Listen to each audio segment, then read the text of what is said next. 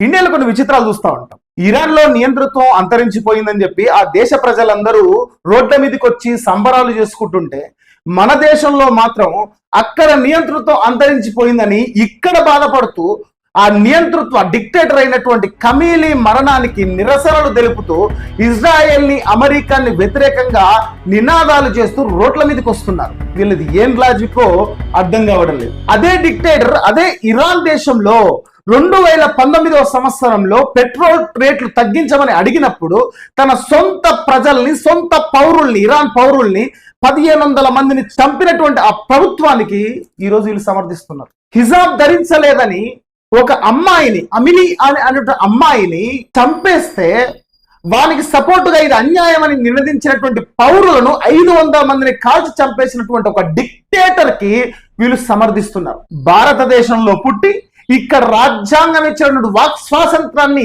వీళ్ళు అనుభవిస్తూ, ఆ స్వేచ్ఛని వీళ్ళు అనుభవిస్తూ, ఆ స్వేచ్ఛ లేనటువంటి, ఆ స్వేచ్ఛను చంపేసిన వాక్ స్వాతంత్రాన్ని బొందబెట్టినటువంటి ఇరాన్ నియంతృత్వ డిక్టేటర్ అయినటువంటి ఖమీనీకి వీళ్ళు మద్దతు తెలియజేస్తున్నారు.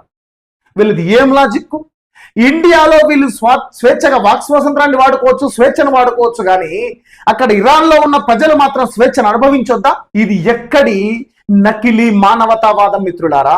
అసలు మనకి ఇండియా ఫస్ట్. ఇండియా పరంగా చూసుకుంటే ఈ రోజు ఖమీనీ చేసినటువంటి పనులను మనం ఒక్కసారి అబ్జర్వ్ చేస్తే ఇండియాకు తను చేసిన ద్రోహం అంతా ఇంత కాదు. ఉగ్రవాదులకు ఫండింగ్ ఇవ్వడం, ఉగ్రవాదులను పెంచి పోషించిన వ్యక్తి కదా ఖమీనీ అని దేశం అంతా, ప్రపంచం అంతా కోడై కూస్తుంటే, ఉగ్రవాద సంస్థలకు పెంచి పోషించినటువంటి ఒక డిక్టేటర్ కి వీళ్ళు సమర్థిస్తున్నారంటే అది ఇక్కడ చెప్పొచ్చింది ఏంటంటే, కొంతమంది ముస్లిమ్స్ కాబట్టి వీళ్ళందరూ ముస్లిం ఆయన కాబట్టి ముస్లింలు చంపినందుకు వీళ్ళందరూ సమర్థిస్తారని అనుకున్నా అది కూడా లాజికల్ గా తప్పే.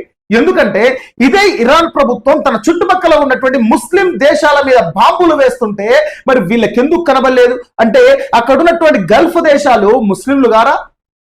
ఇరాన్ లో ఉన్న వాళ్ళు మాత్రమే ముస్లింస్? వీళ్ళకి మీరు భారతదేశంలో ఉన్నారా, ఇరాన్ లో ఉన్నారా? ఈ సమర్థిస్తులను, ఈ నకిలీ మానవతావాదులను తీసుకుపోయి ఇరాన్ లో వేస్తే కనీసం మాట్లాడగలరా?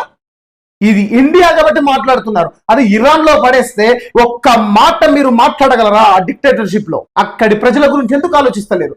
ఆ నియంతృత్వాన్ని ఎందుకు సమర్థిస్తున్నారు అనేది నా సూటి ప్రశ్న.